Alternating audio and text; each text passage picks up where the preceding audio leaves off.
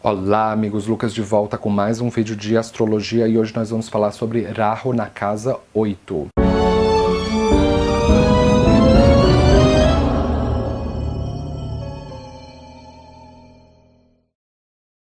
Rahu é conhecido na astrologia ocidental como o nó do norte da lua. Ele indica a nossa entrada no mundo, o que nós viemos fazer nessa vida, o que estamos atrás, o que queremos mais. É o que nós não desempenhamos ou negligenciamos numa vida passada e o que nessa encarnação sentimos profunda urgência de manifestar aquilo que é. Então, ele é o oposto complementar de Ketu, que representa o nó do sul da lua, que é de onde nós viemos, ao que desempenhamos na última vida. Ou se você não acredita em vidas passadas, é o que nessa vida, Ketu é o que nessa vida você vai ter muita velocidade de manifestar aquilo que é, mas você sente que alguma coisa está faltando. Então, numa outra parte da vida, você desvirtua a atenção de Ketu e destina ao seu Rahu. E Rahu representa sede por poder, sucesso da noite para o dia, ganhos extremos, perdas extremas, altos e baixos, política, falsidade ideológica e como arrumar maneiras rápidas de conseguir as coisas. Então ele rege atalhos, coisas sintéticas, drogas, veneno. E o que é a casa 8? A casa 8 é a casa da morte. Então, caso você tenha Rahu nessa casa, vai estar desse jeito no meu mapa. É fundamental que você busque a posição da sua lua natal. E caso você tenha o Rahu a 8 casas de distância da lua, ele equivale a um Rahu de casa 8, só que pela perspectiva do Chandra Lagna, ou do mapa da lua. E qual é a diferença entre os dois? Ter Rahu na casa 8 pelo ascendente indica uma obsessão de se vincular a nível físico. E já pela perspectiva da Lua, é uma obsessão de se vincular a nível psicológico. Então cheque as duas posições, porque ambas são muito reveladoras para o seu autoconhecimento. Quem são essas pessoas? Essa posição, ela traz uma relação ambivalente com o nativo, entre o nativo e a família do marido ou da esposa. Então, a família do seu cônjuge se comporta de um jeito e fala as coisas de um jeito para você, na sua presença, mas pelas costas, ela se comporta de um jeito completamente diferente. Então existe muito jogo de manipulação e de poder aqui, entre o nativo e a família da esposa, do marido. E normalmente essas pessoas querem se casar com alguém que detenha muito poder financeiro ou algum tipo de poder que seja bastante secreto, então elas têm uma ambição muito desenfreada em terem a vida delas sustentada financeiramente pelo parceiro, principalmente se o dono do mapa for uma mulher. Mas homens também podem fazer isso, porque elas vêm de uma vida em que elas conseguiram acumular financeiramente bastante, porque o Ketu se encontra na casa 2, então elas vêm de uma vida passada em que elas se dedicaram muito à felicidade familiar, mas elas sentem que alguma coisa nos valores que a família passou para elas, alguma coisa está faltando, ou que existe um abismo na relação com a família delas, então elas acreditam que é através do casamento que elas podem ir para terras distantes, ou que elas podem descobrir outros mundos. Então é comum essas pessoas se casarem e irem morar em um contexto completamente diferente do local de nascimento. E é muito escondido dos outros. As pessoas que olham de fora não fazem a menor ideia de como essas pessoas conseguiram esse casamento ou como elas conseguiram determinado recurso. Você pode ficar muito impressionado como essas pessoas conseguem conseguir muito rapidamente as coisas, o que elas querem. Então, se elas querem um carro, que elas querem roupas de grife, uma viagem dos sonhos, elas conseguem as coisas, porque elas conseguem invadir o poder de uma maneira muito sinistra, porque Rahu, ele é conhecido como o chefe dos invasores. Então, essas pessoas, elas conseguem interagir de uma maneira surpreendente com o poder e extrair tudo do poder de pessoas poderosas. Elas conseguem descobrir como é a intimidade sexual de pessoas poderosas, os segredos e acesso a informações importantes e perigosas, como elas podem, quando elas se casam, ter um conhecimento total das contas bancárias, dos cartões, dos objetos de valor, onde o parceiro esconde os objetos de valor e protegerem com muito afinco o patrimônio, mas só que o Rahu, ele amplifica o apetite sexual e a busca por experiências sexuais que tragam arrebatamento.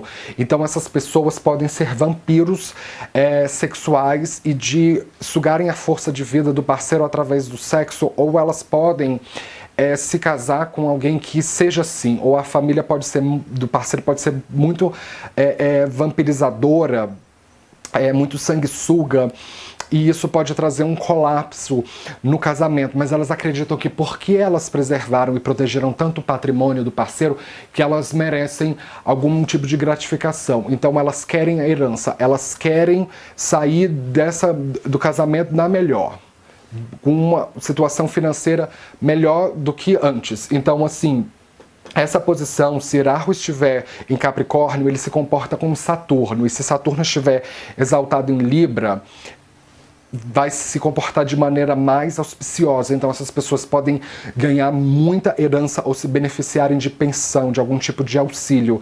Mas se o Saturno estiver debilitado em Áries, o Rahu se comporta de maneira mais destrutiva. Então essas pessoas, infelizmente, podem não ter a vida financeira delas favorecida com o casamento como elas imaginaram. Então elas podem dar com os burros na água.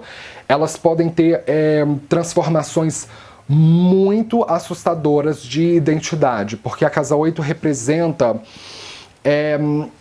transformações, destruições de ego e de identidade. Então essas pessoas podem ser, na primeira parte da vida, com visões muito religiosas, na segunda parte da vida elas mudam para uma outra religião, ou elas podem ter uma visão política de um jeito, serem de direita, aí depois virarem extremamente socialistas, ou mudanças físicas, porque elas têm uma obsessão por transformações físicas. Então essas pessoas podem ser obcecados por cirurgias plásticas ou cirurgias estéticas, ou mudar muito a forma dela de se vestir. Então, elas podem ser obcecadas pela morte e por recursos secretos. Você pode ficar impressionado com a quantidade de recursos secretos que essas pessoas conhecem. Elas podem ter conhecimento de quiromancia, de tarô, de astrologia, de ufologia, de qualquer tipo de conhecimento secreto. E elas podem usar isso muitas vezes ao favor delas. Então, quando você está se relacionando com uma pessoa dessa, ela vai penetrar você e ela vai abrir todas as suas portas da sua vida para ver o que acontece. Elas testam a intimidade sexual no limite da razão. Então, elas podem se transformarem muito com uma crise num relacionamento e se tornarem mais espiritualizadas. Uma outra coisa que pode acontecer é, se Rahu estiver se comportando como um planeta debilitado, elas podem ter um gostinho pelo crime e por crimes financeiros e se envolverem com pessoas de reputação duvidosa ou fazerem coisas que realmente prejudiquem a reputação delas. Porque Rahu envia um aspecto para a casa 12 e para a casa 4. Então essas pessoas elas podem ter muito fascínio por fazer coisas que sejam nos bastidores e acreditar que ninguém vai saber, que ninguém vai fazer, que ninguém vai conseguir descobrir qualquer ato que ela fizer. Então, quando elas se envolvem em atividades perigosas, isso pode realmente prejudicar muito a reputação dela, mas em casos mais positivos, podem ser transformações espirituais e elas ficam mais espiritualizadas. Uma outra coisa que Rahu nessa casa faz, ele aspecta a casa 4, que representa o fim da vida. Então, o fim da vida e as condições de morte vão ser muito moldados de acordo com a energia rahuviana. Então, essas pessoas podem ser obcecadas por dominarem a morte e acreditarem que elas são mais poderosas que a morte, que elas são seres imortais, e isso pode colocá-las em perigo, porque uma vez que elas acreditam que elas são imortais, elas podem fazer qualquer loucura com o corpo, como, por exemplo, usar drogas ou coisas sintéticas.